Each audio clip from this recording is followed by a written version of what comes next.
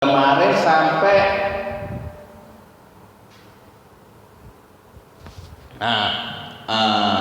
jadi hikmah ya, ini hikmah cerita mengenai orang Arab yang berdialog dengan Khalifah Harun ar-Rasyid. Kemarin sampai fala kana waqtil maghribi atat anak islami haramat alaihi.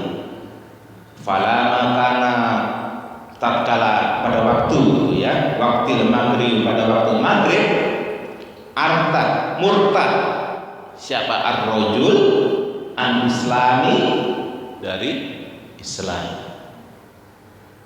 haramat maka haram si wanita tadi alaihi atas si rajul. Saya akan ingin membahas sedikit murtad ini Pak. Ini sekarang itu seperti orang itu jadi begini, fenomena sekarang itu benar kata Rasulullah, saya lupa hadisnya, tapi intinya begini, ada satu hadis yang panjang tapi intinya begini, pada suatu masa nanti akan datang kepada kalian fitnah. Fitnah itu seperti malam gelap gulita, potongan-potongan malam yang gelap ya. Orang yang paginya muslim sorenya jadi kafir atau murtad. Orang yang sorenya muslim paginya menjadi kafir atau murtad. Dan kata Rasulullah apa penyebabnya? Hanya karena dunia yang sedikit. Ini fenomena sekarang. Orang murtad sudah biasa. Bahkan anaknya orang yang soleh sekalipun ternyata bisa murtad. Nah, saya ingin membahas sedikit murtad. Murtad ini konsekuensinya besar. Ya, murtad itu dalam kata ridho ya, asal katanya. Irtada. Murtad itu maksudnya orang yang berbalik. Ya, orang yang berbalik. Misalnya orang datang, kemudian dia berbalik. Ya. Irtada itu orang yang berbalik. Artinya apa? Orang yang sebelumnya menjadi muslim kemudian berbalik menjadi non muslim. Ya, atau dia keluar dari Islam. Nah, ini konsekuensinya besar. Saya akan membahas sedikit. Konsekuensinya apa jadi orang murtad? Yang pertama, yang jelas semua pahala dia hangus. Jadi bisa dia dulu pernah ada ya, kemarin artis kan ada yang murtad, ada kan artis terkenal. Nah, padahal dia pernah membintangi film yang bagus juga, yang Islam, tapi murtad. Konsekuensinya apa? Kalau dia sudah punya pahala waktu muslim, sholatnya bagus, puasanya bagus, zakatnya bagus, menjadi hilang, hapus semua. Itu yang pertama. Yang kedua, hak dia menjadi muslim hilang. Haknya apa Pak muslim terhadap muslim yang lain? Haknya apa? Kalau sakit dijenguk, kalau meninggal disolati, dikubur, itu hak dia terhadap muslim yang lain. Jadi kalau dia murtad itu udah ada. Yang ketiga, nikahnya menjadi batal. Ingat, kalau ada saudara yang murtad, baik laki-laki atau perempuan, kalau dia perempuan berarti suaminya batal nikahnya, tidak boleh digauli lagi. Atau laki-lakinya murtad, istrinya muslim, batal, nggak boleh berhubungan lagi. Nikahnya otomatis menjadi batal. Ya ingat, saya kan pernah ada tetangga di Bandung seperti itu. Ya, makanya saya bilang ke ibunya cerai. Kalau suaminya nggak kembali menjadi muslim, cerai. Ya, karena nikahnya otomatis batal. Yang keempat, hukum walinya batal. Kalau anaknya bapaknya murtad, anaknya menikah, nggak boleh jadi wali. Bapaknya. Yang jadi wali siapa? Dan nanti turunannya, kakeknya. Kalau kakeknya masih muslim bisa, atau saudara bapak yang laki, paman. Kalau ada paman yang muslim masih bisa, atau adik kakak yang laki masih bisa. Ya, yang keempat, yang tadi ini harus hati-hati Pak. Dia menjadi wali batal. Ya, jadi orang murtad itu Pak nggak boleh jadi wali lagi. Nah, ada kemarin pertanyaan begini. Saya pernah membaca undangan, maaf, ini bukan menyinggung agama lain, sebagai ilmu ya. Ada undangan begini, anaknya udah mualaf, dia mengirim undangan nikah itu begini, Rosidah binti Cornelis kan, Cornelis, berarti bapaknya belum muslim kan? Saya ditanya, kok bintinya bapaknya belum muslim? Nggak apa-apa. Ya, jadi kalau misalkan anaknya mualaf, bapaknya non muslim, bin atau bintinya boleh ke bapaknya. Dalilnya apa? Sahabat Rasulullah, Anas bin Malik. Anas masuk Islam, bapaknya Malik belum muslim. Anas masih pakai bapaknya, Anas bin Malik. Ali bin Abi Thalib, Ali udah muslim, pamannya Abi Thalib belum muslim, boleh. Ya kan? Semua kitab kalau Bapak baca, Ali itu nggak ada binnya sih, pasti Ali bin Abi Thalib. Nanti di sini ada. Berarti binnya boleh ke bapaknya, meskipun belum muslim. Jadi kalau ada undangan pernikahan, misalkan namanya muslim tapi bapaknya belum muslim, boleh, nggak masalah. Itu tadi kemarin ada pertanyaan begitu, ada undangan tuh, ini kok begini, nggak apa-apa. Ya. Kemudian ada pertanyaan begini, ahli kitab. Kemarin dikata ada pertanyaan, ada ahli kitab yang kemudian menjadi mu'alaf kedua-duanya, kayak Ustadz yang Waloni. Dulu kan dia mu'alaf, istrinya ikut, putra-putranya putrinya ikut 3. Itu bagaimana pernikahannya? Pernikahannya tetap sah selama di dalam hukum pernikahan sebelumnya diatur. Dan ahli kitab itu pernikahannya hukum sah. Dalilnya apa? Dulu ada sahabat Rasulullah, istrinya itu 8. Pada waktu turun ayat An-Nisa pada maksimal istri itu 4. Rasulullah berkata, ambillah yang 4, kemudian ceraikan yang lain. Ya, istrinya itu kalau nggak salah 8. Pada waktu turun ayat bahwa maksimal 4, Rasulullah berkata, ambillah, pilihnya yang 4, ceraikan yang lain. Berarti dan nggak disuruh mengulang nikahnya,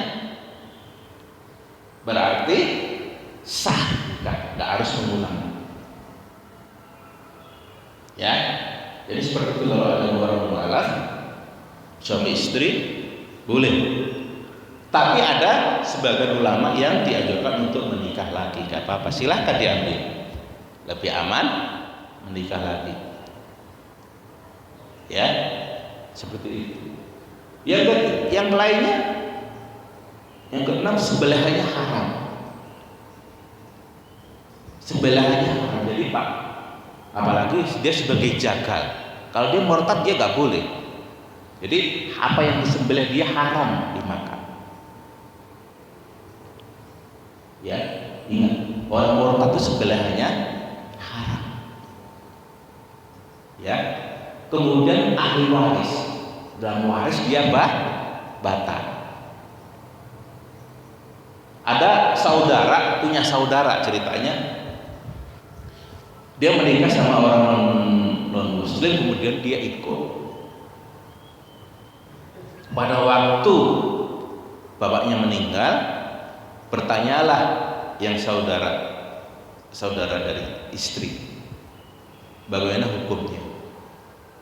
Jadi kalau anak murtad, dia tidak boleh mewarisi bapaknya yang muslim.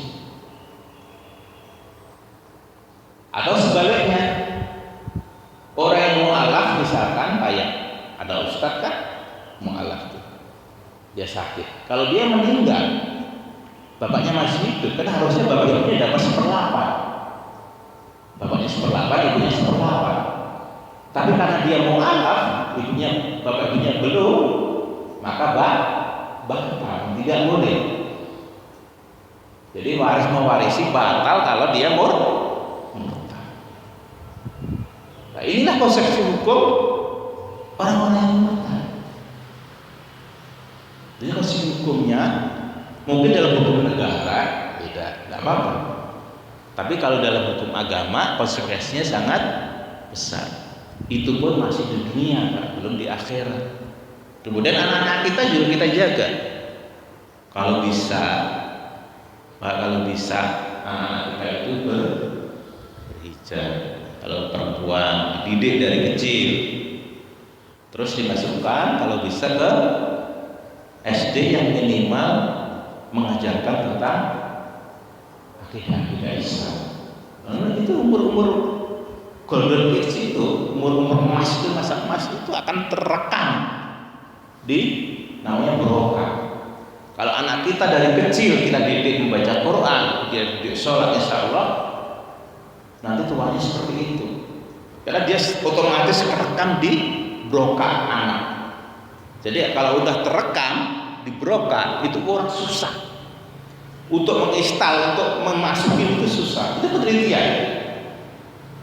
penelitian yang sains itu membuktikan bahwa barokah itu bisa istilah kalau komputer diinstal. Dan ini anak kalau dia sebelum umur 11 tahun, makanya kita harus ngajarin sholat, harus ngajarin Quran, hal-hal yang baik itu sebelum umur 11 tahun, Pak.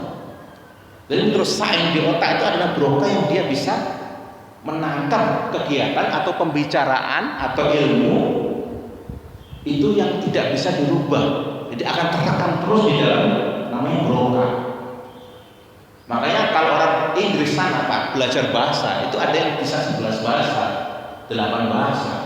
Karena mereka belajar dari kecil. Dan manusia itu sebetulnya bisa 36 bahasa. Karena di otak itu ada namanya barokah. Itu yang untuk bahasa itu ada 36 cabang. Seperti itu. Kemudian juga ada otak namanya barokah yang untuk merekam kejadian atau perkataan. Makanya kalau anak kecil bapak ngomong X dikit 3 kali itu akan terekam langsung terinstal di otak anak. Dan dia tanpa sengaja pasti ngomong. Kenapa anak kecil itu ngomongnya jorok? Pasti dia kalau nggak bapaknya di rumahnya atau di sekolahnya ngomong jorok. Seperti itu, dia akan terekam.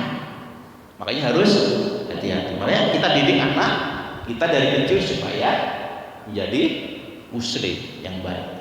Seperti itu. Ya, ini konsekuensi dari murtad tadi. Ya, makanya setelah ini harus hati-hati. Ya, kita harus hati-hati.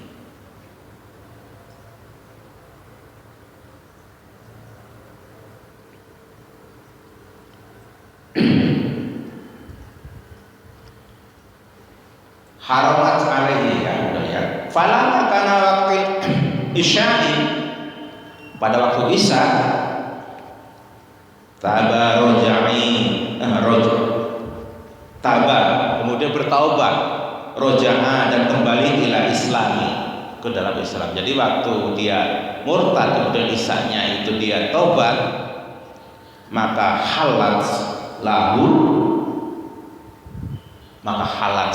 halal lagi si wanita tadi lalu atas rojul tadi. Nah ini sudah saya terangkan tadi ya. Kalau orang murtad kemudian dia kembali, maka istrinya halal. Ya, di sini tidak diterangkan harus menikah lagi. Jadi otomatis halal lagi. Memang ada pendapat, ada majelis Syafi'i yang kalau begini harus nikah lagi. Tapi di sini diterangkan halal lagi, maka halal si wanita tadi lalu pada si rojul tadi. Jadi seperti itu, ternyata jawabannya seperti itu. Fafaroha Harun, maka bergembira Khalifah Harun.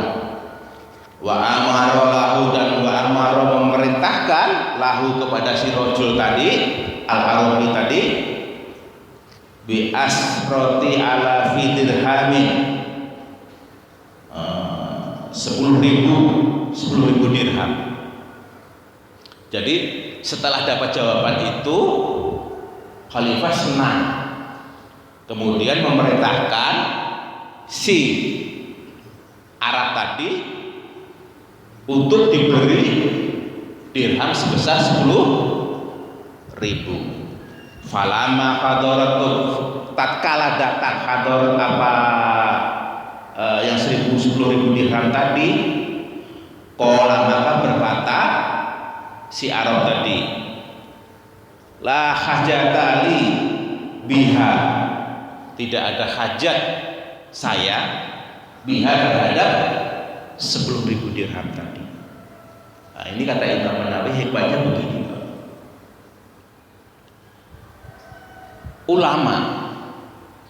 Ulama itu kalau dimintai pendapat, dia tidak boleh atau boleh menerima imbalan karena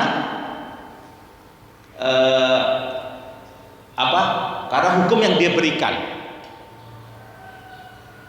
Kalau imbalan itu bukan berdasarkan jabatan dia. Jadi begini, kalau orang jadi menteri agama itu boleh, ya. Tapi kalau dia bukan menteri, misalkan kiai atau apa, dia punya dua pendapat. Kalau dia menolak, boleh, ya. Tapi di sini disebutkan, sebentar, waradduha ila ashabiha, dan kembalikan kepada pemiliknya. Artinya begini, kalau penguasa itu tidak boleh memberikan imbalan kepada rakyatnya kalau hartanya itu dari kas negara. Jadi hikmahnya apa? Menurut Imam An-Nawawi, penguasa yang memberi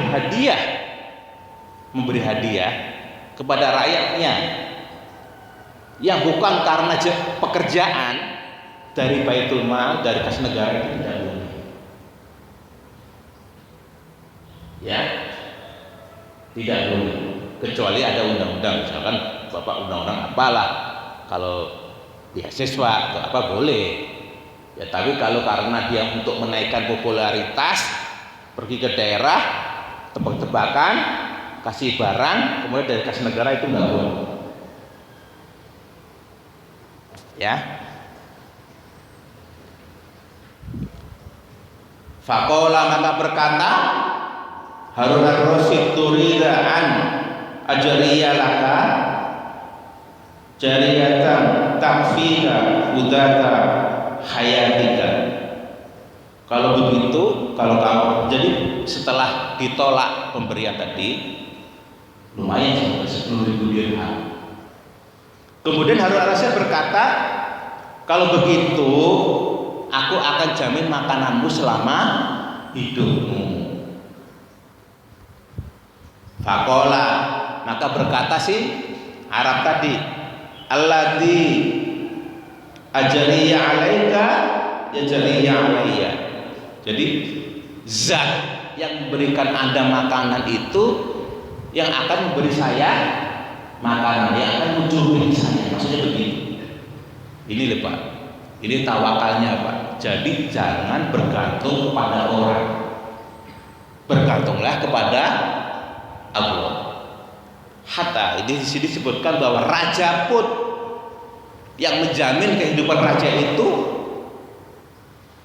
Allah. Jadi maksudnya si Arab tadi, yang memberi saya, yang mencukupi saya itu adalah zat yang juga memberi Anda makanan dan mencukupi Anda. Makanya dia nggak mau. Artinya apa? Dia orang yang paling bertawakal. Ya, di sini hikmahnya kata Imam An-Nawawi, jangan bergantung kepada orang, bergantunglah hanya kepada Allah. Jadi seperti itu. Saya sebut untuk sedikit lagi yang untuk meningkat waktu. Kemudian kemudian berkata Harun ar-Rasyid, fa inna kana 'alaika dainun qadainahu 'alaika. Kemudian berkata fa inna kana 'alaika dainun, kalau seandainya kamu punya hutang, maka akan aku bayar hutangmu,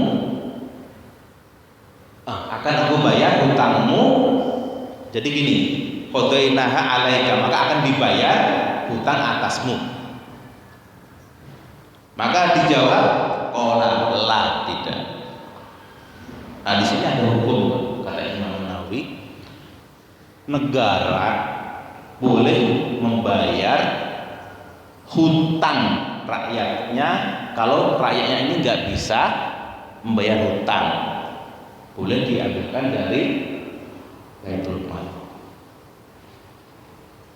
Jadi begini, dari sini disebutkan hikmahnya bahwa rakyat yang kesulitan dan benar-benar tidak mampu membayar hutang boleh dibayar oleh negara dengan kas negara. Kalau kita susah, ya Pak, banyak orang yang terjerat rentenir karena memang nggak mampu. Di lain sisi, orang yang memplang bank, yang ngerampok bank triliunan, ratusan miliar, hukumannya cuma berapa? Bahkan dibuat lari, dicari nggak ketemu kemana. Udah lari ke Panama, udah lari ke Australia, negara-negara yang nggak punya perjanjian ekstradisi. Berapa banyak itu konglomerat yang sudah melarikan, yang merampok bank, LC palsu, SKBDN palsu, ratusan miliar sampai triliunan. Sampai sekarang ketangkap? Nggak ketangkap. Dia lari udah di negara Panama sana, mungkin nggak ada perjanjian ekstradisi sama Indonesia. Susah dikembali. Pakai Interpol juga susah. Ketangkap pun nggak ada perjanjian ekstradisi. Seperti itu. Tapi di lain sisi, orang yang benar-benar kurang mampu, yang dia berhutang untuk mencukupi kebutuhannya, akan terus tercekik.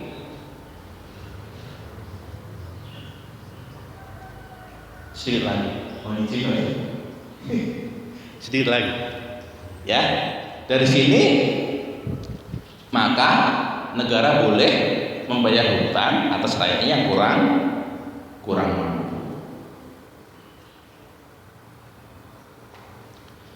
Walam yakbal, maka tidak yakbal itu menerima siapa si Arab tadi, minhu, atas khalifah sayan, atas sesuatu.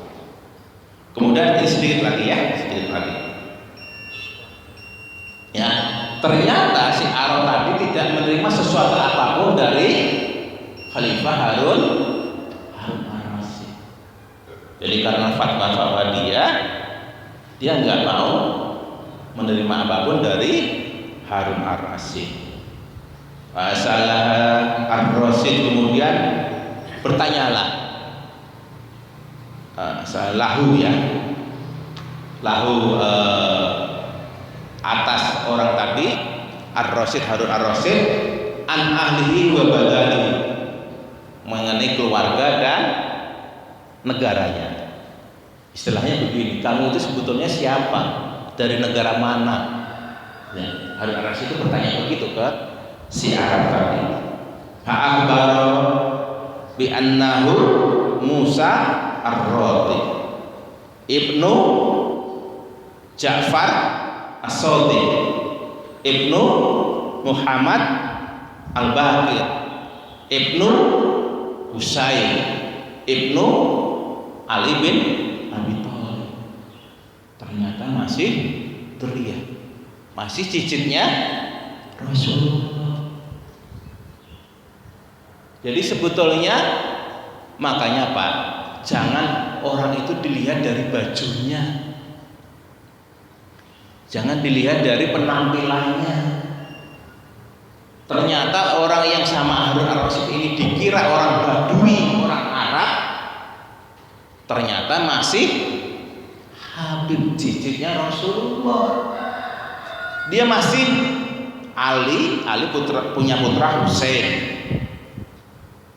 Sebentar.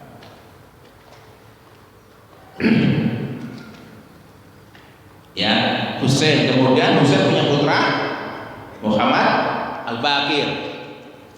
Kemudian punya putra Ja'far as-Sadiq.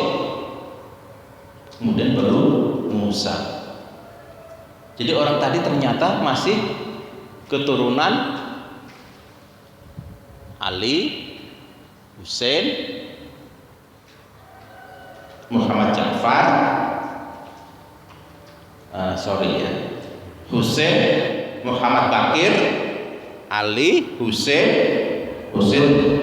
kedua, Muhammad Baqir ketiga, Ja'far as-Sadiq keempat, Musa kelima. Masih keturunan kelima Rasul. Jadi seperti itu. Ya, dari hikmah dari semua ini, yang pertama tadi apa? Yang murtad tadi, kemudian makanan dia tidak mau, kemudian hutang, ya hutang tadi negara boleh membayar, rakyatnya kurang mampu dari kas negara, ya. Kemudian ternyata ulama itu hikmahnya kita jangan memandang dari covernya. Kata betul, don't look the book just from the cover. Jangan lihat buku dari covernya aja. Ini beliau ini begini, ya, meskipun tidak memakai jubah panjang, tidak pakai ini, tapi belum, iya, seperti itu, ya. Mudah-mudahan ini bermanfaat buat kita semua, ya. Mudah-mudahan dari cerita dari kemarin itu kita mengambil hikmah dari cerita ini, ya. Mudah-mudahan dapat bermanfaat buat kita sekalian. Saya mohon maaf atas segala kesalahan dari saya sendiri, kebenaran dari